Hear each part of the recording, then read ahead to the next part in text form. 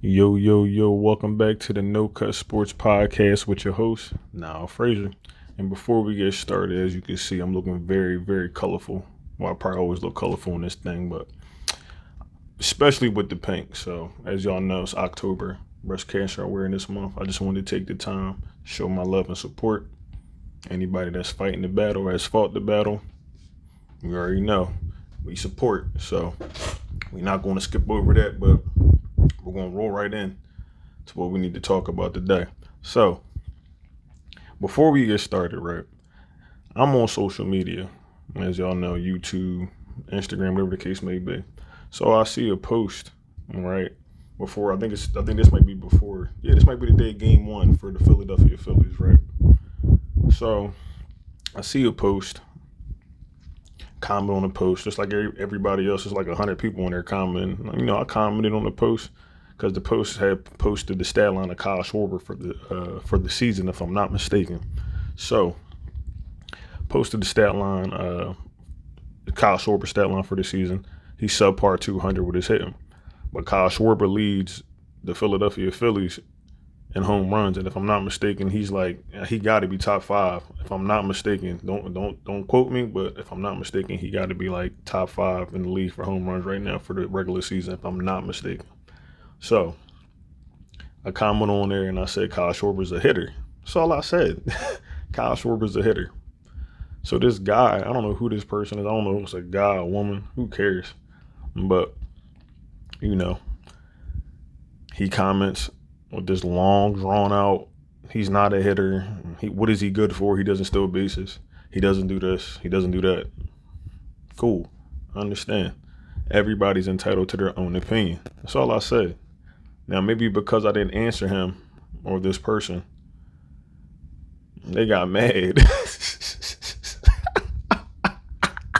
They got mad and called me a dumbass. I said, whoa. I said, whoa.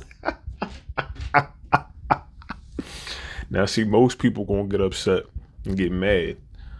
But no, I got a podcast, man. I had to think from a different viewpoint.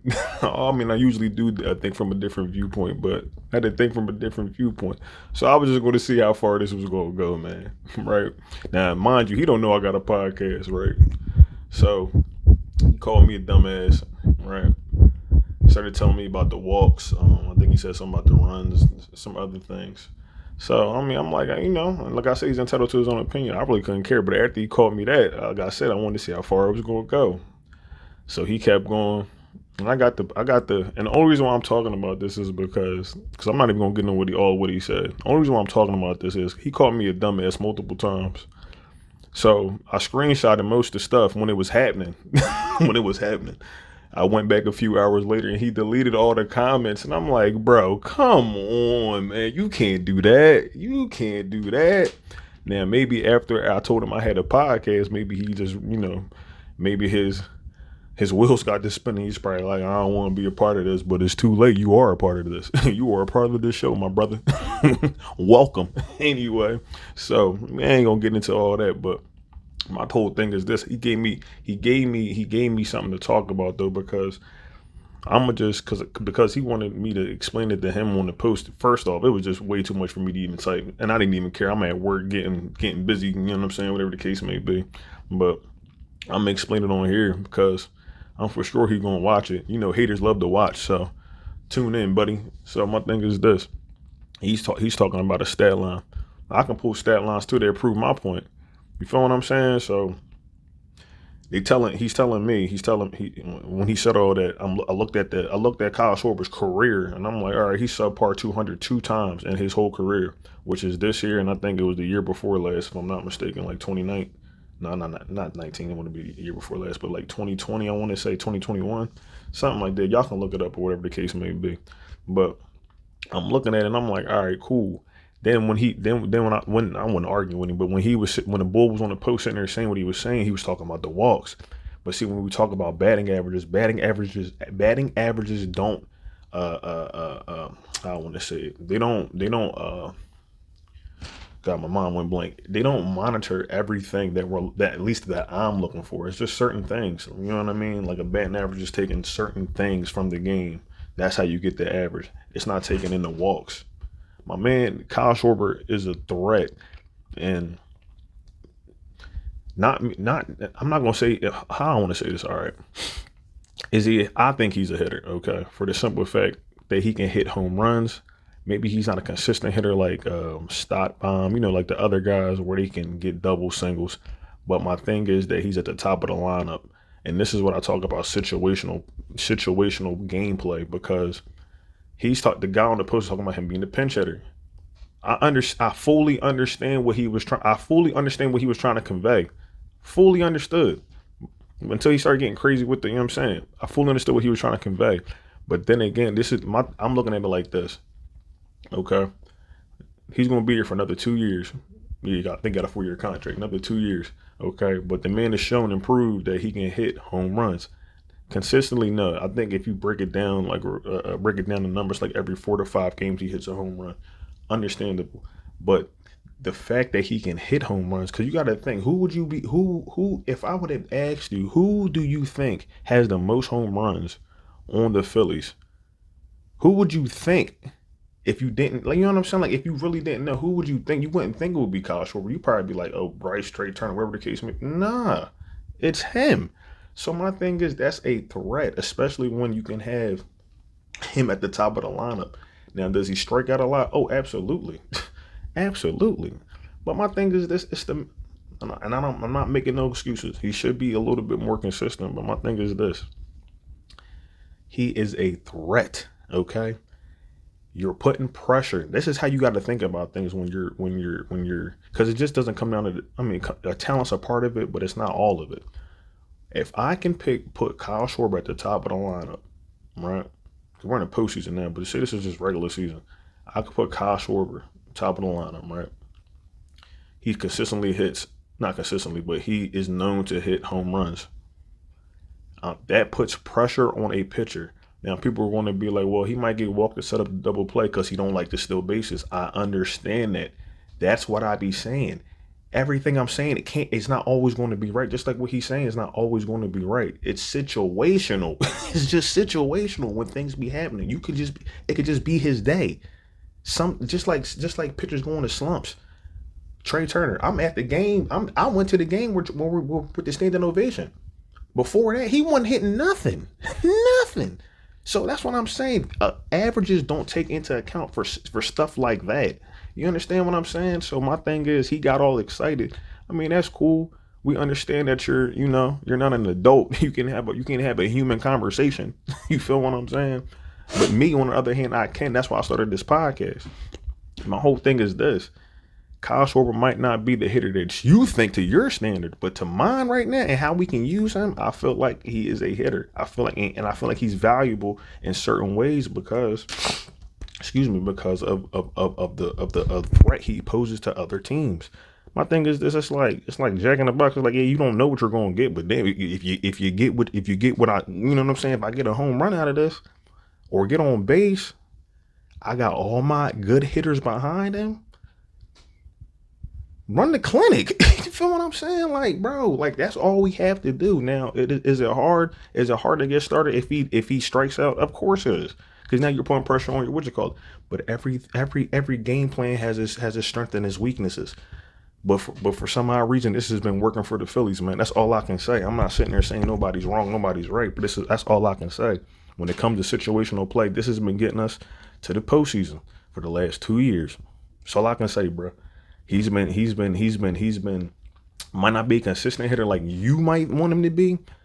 And I kind of do want him to be a little bit more consistent, but for him to have that many home runs, little Kyle Schwarber, man, no disrespect, calling him little, he might not be able to do certain things, but there's other players that got strengths and weaknesses too, man. That's the game, man. That's the game. Excuse me, let me take a little sip of this coffee. That's the game, like. And he probably thought I was going to get on here and, oh, blah, blah, blah. I mean, I don't even care, to be honest with you, because you can go back to your regular life and I'm going to go back to my player life. You feel me? Anyway, so my whole thing is this.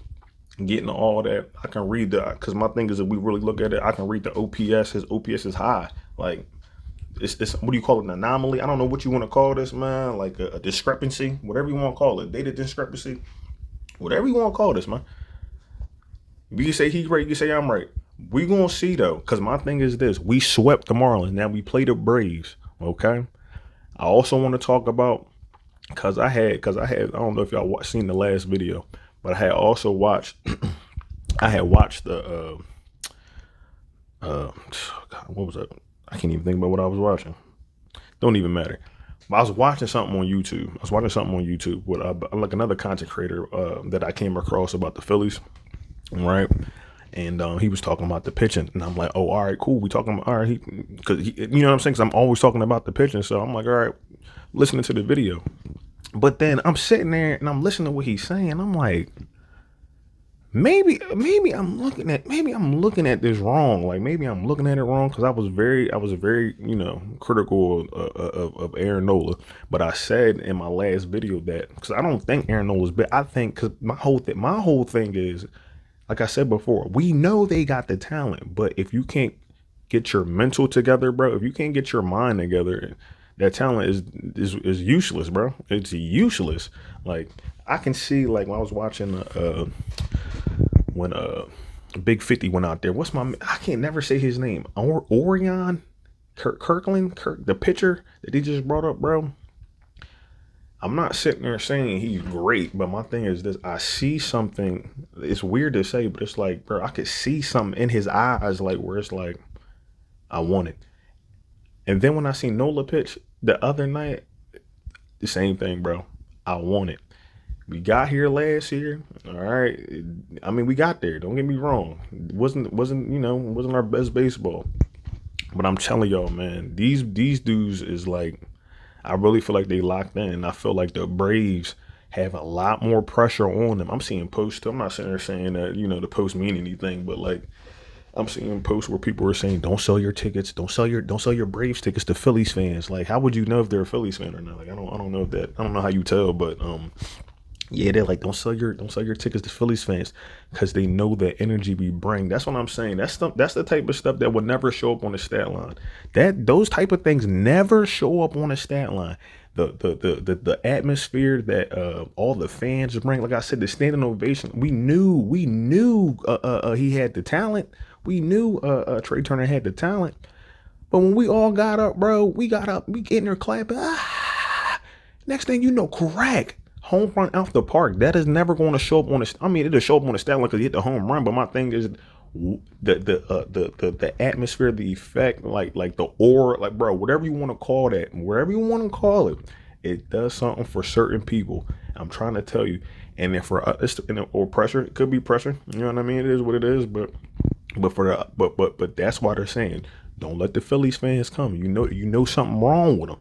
Y'all know something wrong with them Phillies fans. But no, they don't want us to create that pressure for the Braves. Y'all choked last year. Will y'all choke again? I think so. I really do. I'm not gonna lie to y'all, bro. We on fire. We on fire. It's Red October. We on fire. I'm not playing, bro. I'm not playing. I know I'm getting a little excited. I'm gonna calm down. But I'm liking what I'm seeing. Man, we got the Marlins up out of here, man. I think Nola's going to be good. I think the pitch is going to be Wheeler. Ooh, Wheeler. Ooh, God, boy, I'm telling you. Listen, man, if they can keep this pitching up, man, I don't see why we can't get through. I can't see why we can't get through the Braves. And then whoever went out of the other y'all know what I'm trying to say.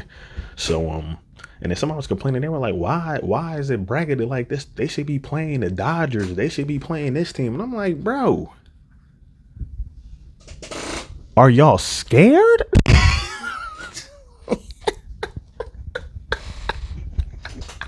Are y'all worried? I think so, man. I ain't gonna lie. I think they worried. I mean, don't get me wrong. As a fan, you still got your concerns and stuff like that. But I believe, bro. I believe. Like I wish I'd have had this podcast last year. I was in my living room. 14 minutes. I'm still talking about the Phils. Who cares? I was in my living room I was already watching the games, but I was in my living room every freaking time. When I say I made sure I got home every time to watch every game.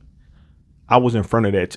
I was in front of that TV watching that game because I was just, bro. It's a different level of passion over here. I'm trying to tell y'all, going crazy, snapping, screaming, ah, and I probably was drinking, so probably got a little extra. But it's just something it's just something about being a Phillies fan, man. I'm trying to tell you, it's unmatched. It's really unmatched, and I feel bad for other people, like other teams from other states, because it's like we look crazy to them. I mean, that's cool, I guess. Like, do we look crazy, or we really riding for our team? Like that's how I'm looking at it. We riding, like we. You know what I'm saying? We really down, like so. Phillies fans, man, I think we gonna get. I'm trying to tell you, I think we gonna get this one. I pray to God we get this, man. I pray to sweet baby Jesus we get this. This would be so beautiful for the city because we need it. We need it, bro. We ain't had one since what, '08. We due for another one. We due for another Super Bowl too. You already know. So, like I said, man, shout out to the Phils. They play Saturday. I'm gonna be tuned in. You already know. Shout out to the haters, cause you know why? They are our motivators. But yeah, man, we're gonna roll right into it, man. So we're gonna talk about the Philadelphia Eagles, man. Right. So first things first, they made a trade for the cornerback Bradley Ruby. Not a trade, or I don't know if the free agent signed. I don't want to get, but I know he played for the Saints. So don't quote me on that. But I know we picked him up. Ruby came. He said he had options to go to different teams, but he said he wanted to come to Philadelphia and help us win a Super Bowl. You heard what the man said. A Super Bowl. So my thing is this. I don't know if he's going to be playing this Sunday. I think Nick Sirianni, when in his press conference, he did speak about it a little bit. He said every player is a little different. Learning the playbook and stuff like that. So we'll see if he go out there. But I think now that I spoke about Nick Sirianni's press conference, I guess I should just roll right into that. Also, before I roll into that, well, I guess I can roll into that. But I was watching that Nick Sirianni press conference, right?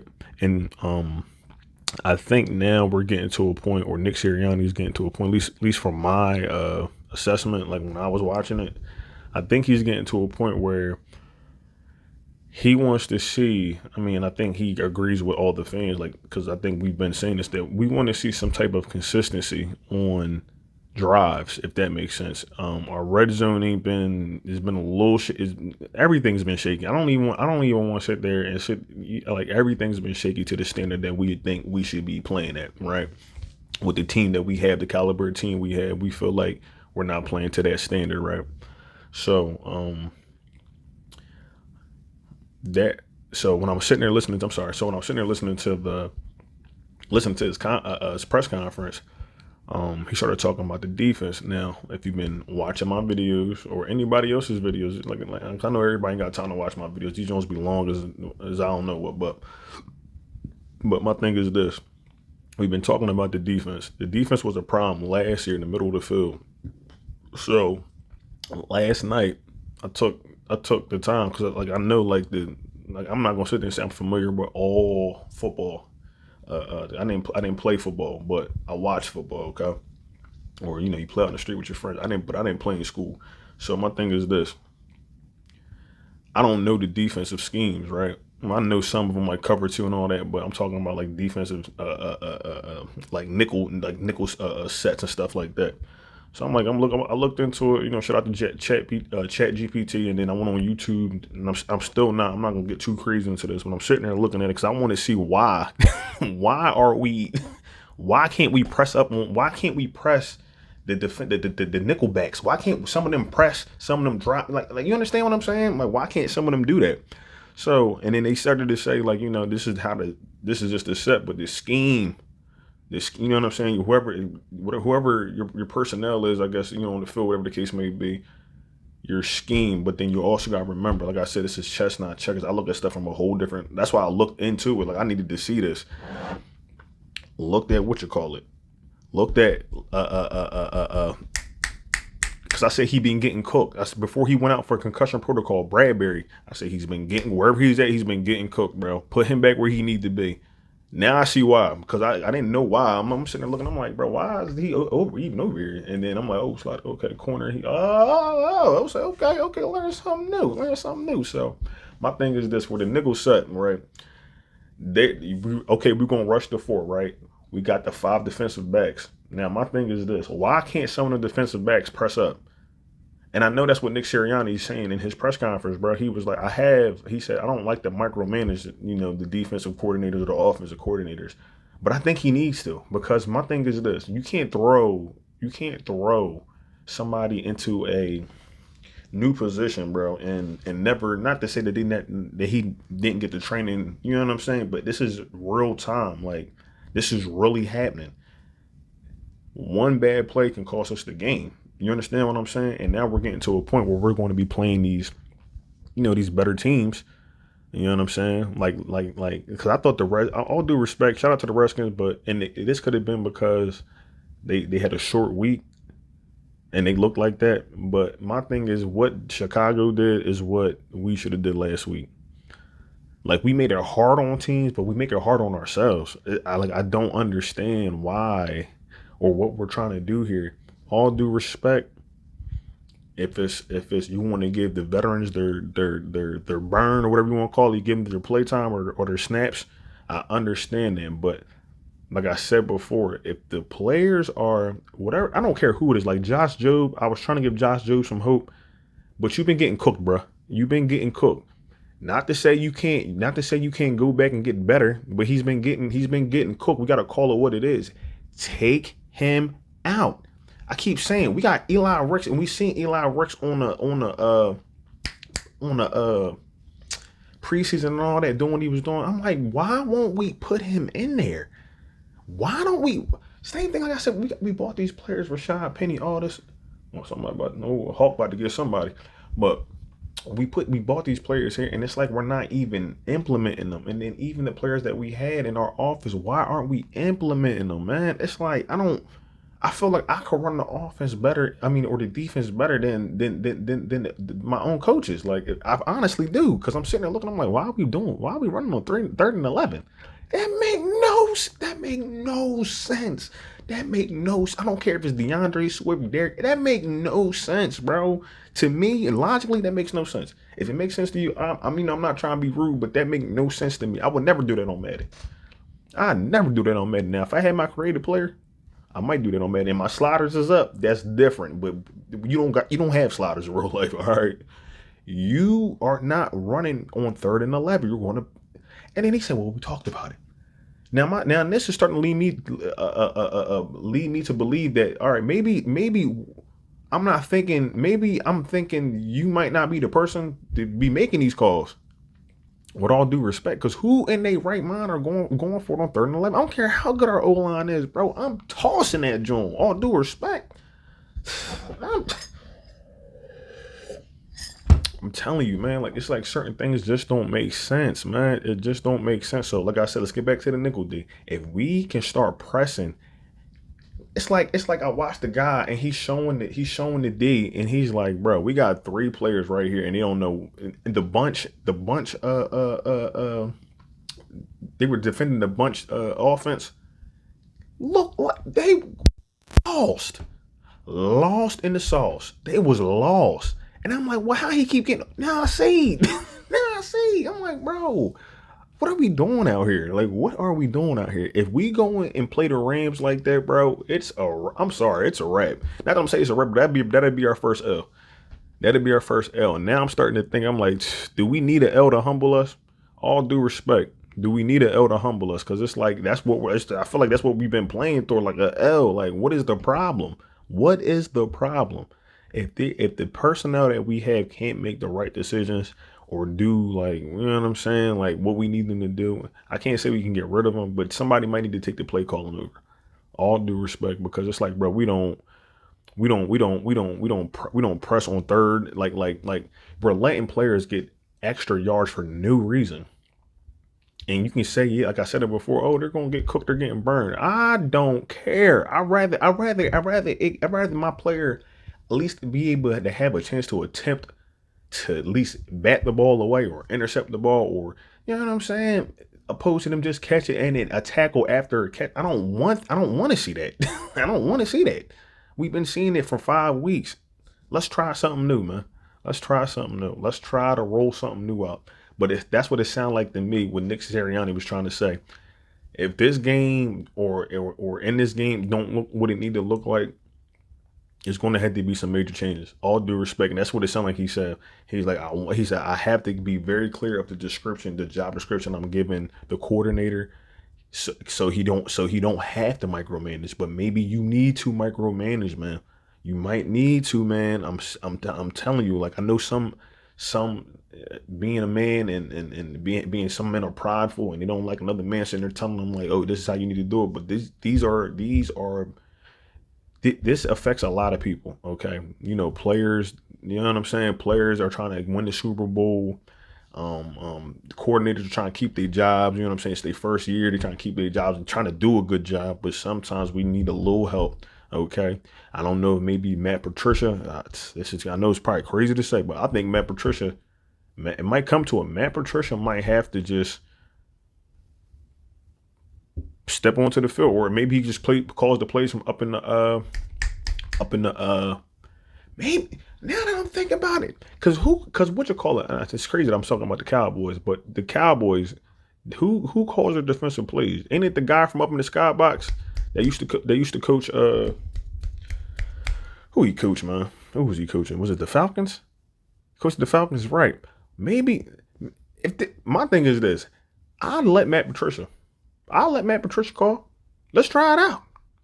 I just want to see, because people probably want to think like you're tripping. No, I'm not tripping. I want to see what Matt Patricia could do with the defense.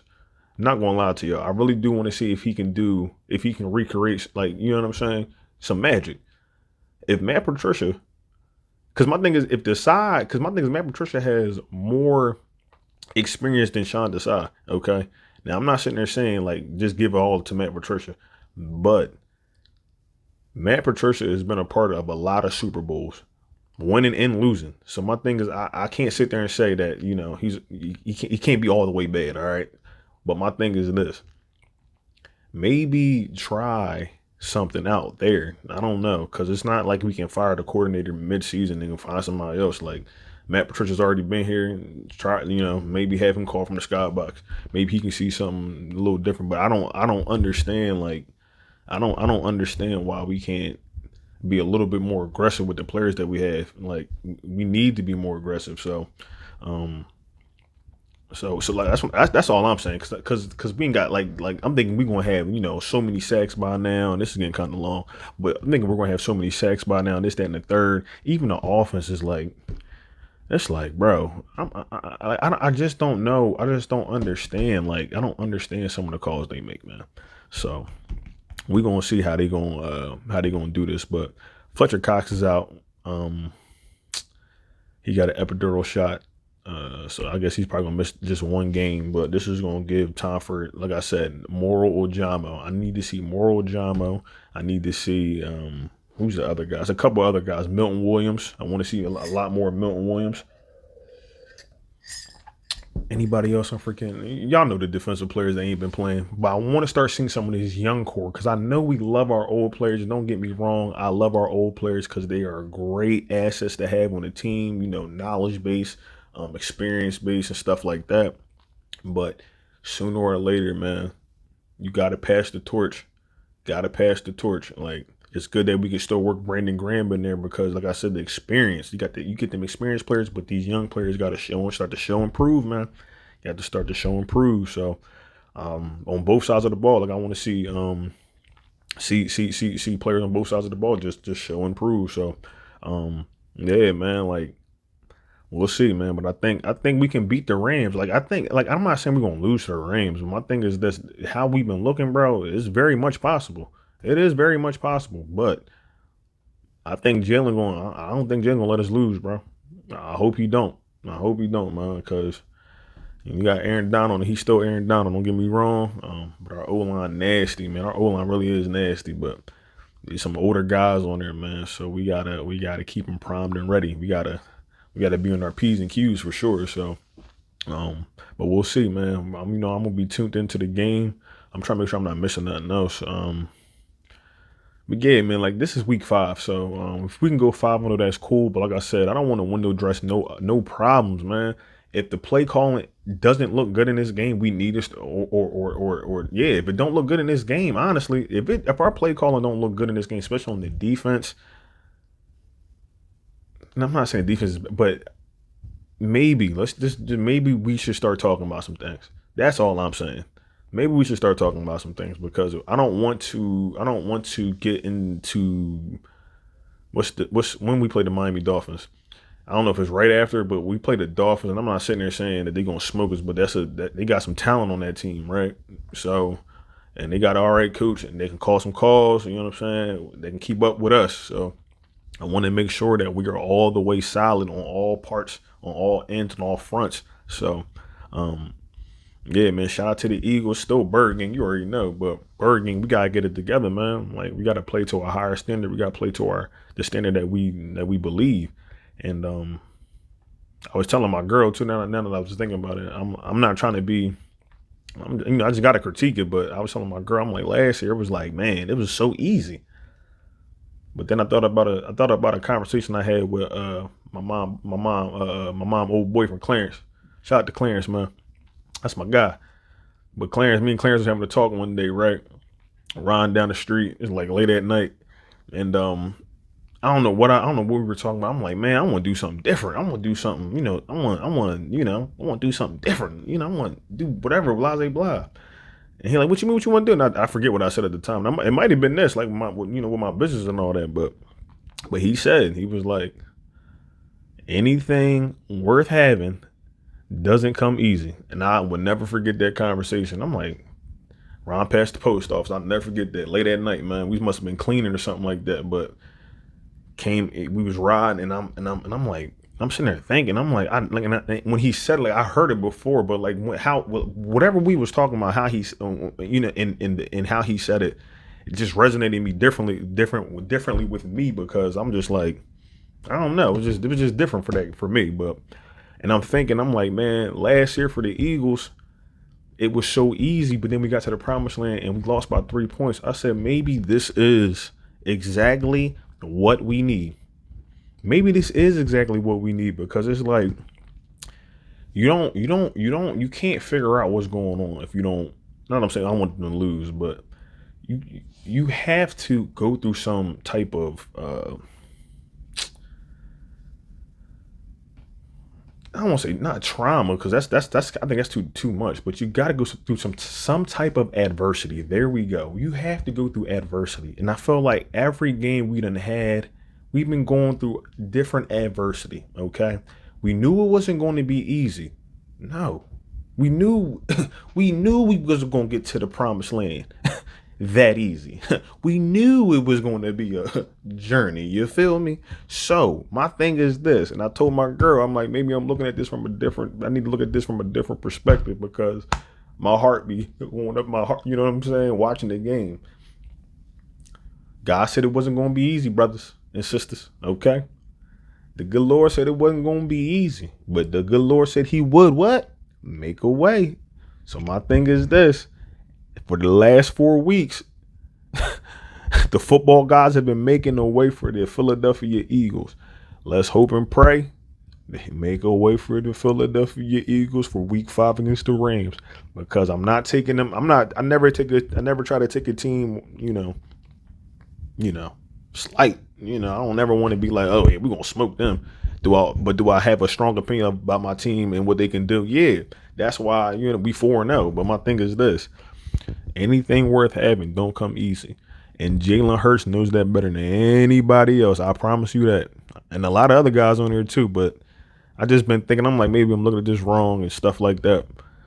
And I think I am. So what I said is what I said earlier about the Eagles. Yeah, we got some things we need to work on. But remember this. In life, that's in anything. In life, though, anything worth having won't come easy. The Dallas Cowboys know that. I'm playing. But no, all seriousness, man, listen, man. You got to put that work in, man. You got to put that work in. And I'm gonna just keep it all the way real with y'all. Y'all got to put that work in. That's anybody in life, but especially the Philadelphia Eagles. Put the work in, and I promise you, we gonna get there. But we also got to make the necessary adjustments too, man. We got to make adjustments. If things don't start to look the way they need to be looking after week 5, because that's what I was trying to give them to week 5. And me and my cousin was just talking about this a few weeks ago.